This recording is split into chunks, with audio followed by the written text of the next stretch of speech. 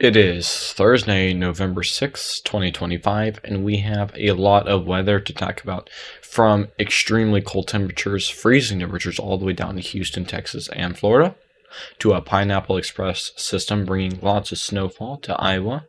We have giant troughs that will be producing lake effect snow for places like Michigan and New York, and we have the possibility of tornadoes and general severe weather in just a couple days. Let's talk about it. Diving right into it, this is what our 500 millibar level of wind is looking like right now. So right now we have a low pressure system sitting right about there with some very high winds going over places like the Northeast, and then some pretty level wind direction. Now, if we move this forward just a little bit, we can see a little bit of a curvature of winds, a little bit of a trough coming here in the Midwest, and a low pressure system trying to form right about there. And this is later going to cause some problems for us as that moves over.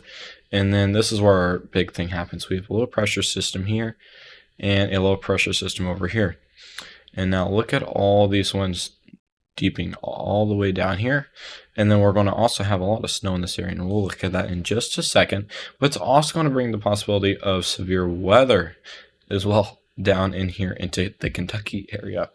And man, this is a interesting image. We have a low pressure system right here and a low pressure system right here, all from this double giant trough that's coming down. It's like two troughs in one. And this is going to bring extremely cold temperatures all the way down there into Florida. We're talking about freezing 32 degrees all the way down there into Florida. So for tomorrow, this is Friday, we have a slight risk of severe weather encompassing Nashville, Tennessee, and parts of Kentucky, with a 15% hail risk encompassing that area. And also we have a pretty wide area of tornadoes from northern Kentucky all the way down there into Mississippi and Alabama. We can see the possibility of a couple tornadoes. Let's look at it. So right about 5 p.m. on Friday, maybe a little bit before, and sometime in the mid-afternoon, we could see a lot of these little mini supercells fire up somewhere along a boundary. It looks like that's going to be right about there. This is likely a cold front. And now this is going to move over and bring the possibility of a tornado. I don't think the tornadoes are going to be that possible. Just, it's not looking super impressive, but we could definitely see some hailstorms, a little bit of wind, and stuff like that. Now, if we look at our wind shear, this is our bulk shear 0 to 6 kilometers. We do see quite a bit of that. We can see as high as 70 knots. And this is why they do think there is a tornado risk, is because that is extremely high amounts of wind shear. And when it comes to our photograph, and not that impressive, but it does have a little bit of that curvature nature to it. So it's going to be a supercell that looks somewhat like this, with a little bit of a hook if we do see tornadoes try to form off that. And when it comes to our instability, it's not looking super impressive, and this is just one sounding. But then we do have a decent amount of 3 cape as well, which is pretty nice, and okay moisture returns too. We'll have to see what happens with this setup, but I wouldn't be too worried about it. Just keep a look at your forecasts and have ways to receive warnings. Today we have seen high temperatures right around 60 in my area over here in Iowa, and then in Texas we're seeing about 80s. And look at all these nice 60 temperatures encompassing this area. But look at what happens in just a couple days. This is over here on the 9th. This is a Sunday, and we could see the high on Sunday encompassing North Dakota, South Dakota, parts of Iowa and Wisconsin below freezing. Won't even get above 32. And then over here in Texas, you're seeing it not get higher than 60 degrees down there in Dallas. Over here in Oklahoma, 47 is a high. Kansas, 41. Places over here in Missouri, 39 to 40 degrees is high. It's going to be absolutely insane.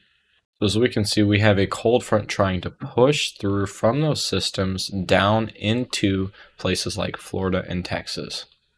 So it starts up, and we can see the temperature trends. Over here, this is Monday morning, highs below 30 from Montana down to central Texas, Alabama, Mississippi, Georgia, all the way up into New York, below freezing in the morning. We can see places 18 degrees down there in Wisconsin. Absolutely nuts. And as we go on through that day, look at that highs. This is absolutely crazy.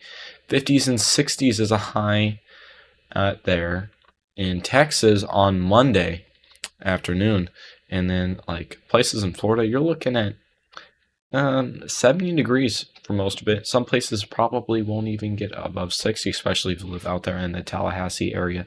61 down there in Jacksonville, and this is on the GFS model anyways, which is pretty accurate. Sometimes a couple degrees colder than what it actually is.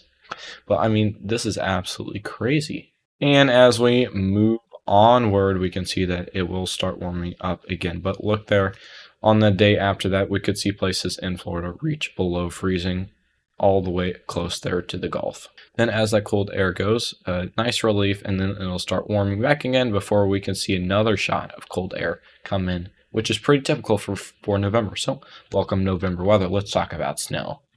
This is what our precipitation could look like. We have a Pineapple Express system sitting right about here, dumping lots of moisture. That's going to make it over this way, which is going to cause some problems. We do also have some snow and rain today there in Canada, with a little bit dropping down there towards the Iowa and Illinois region.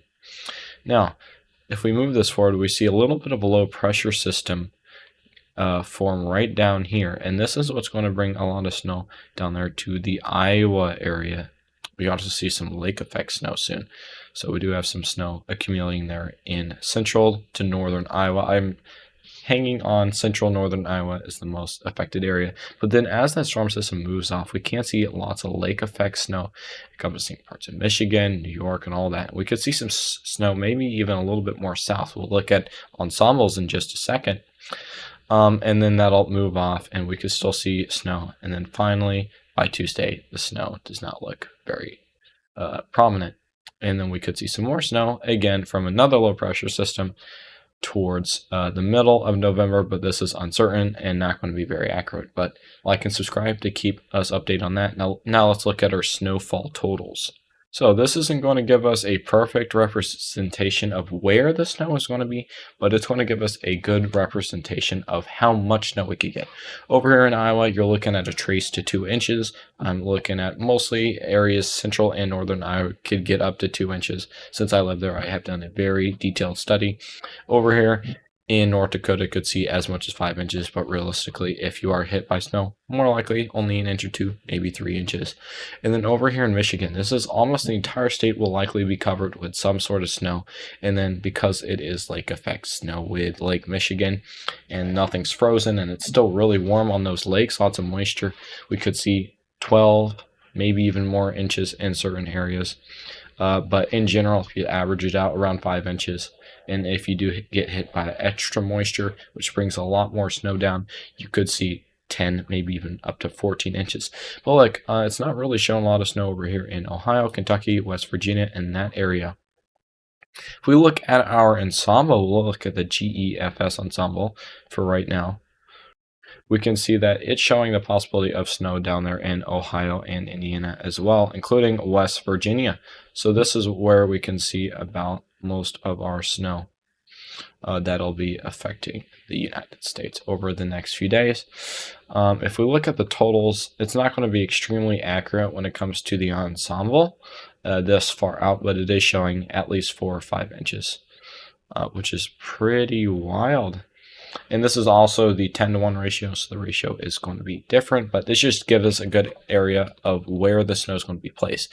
Now, if we look at the EPS, this is the ECMWS versions ensemble, it's showing the possibility of snow going way farther down, all the way into North Carolina, maybe, West Virginia, parts of Kentucky. So you'll have to keep an eye out on this forecast. Like and subscribe will let you know what could happen. And then basically the same area when it comes to Iowa and whatnot. So that is everything I have for you. Hopefully you'll like this video, like and subscribe. If you want to see more videos, please drop a comment down. Doesn't have to be anything. Could be just an emoji. Like and subscribe. That boosts the algorithm. If you want to support us even more, check out our sponsors. We have Drone Experts, Precision 3D, and Laser, along with Gear Locator Coffee, which is excellent. So hope you have a great rest of your day.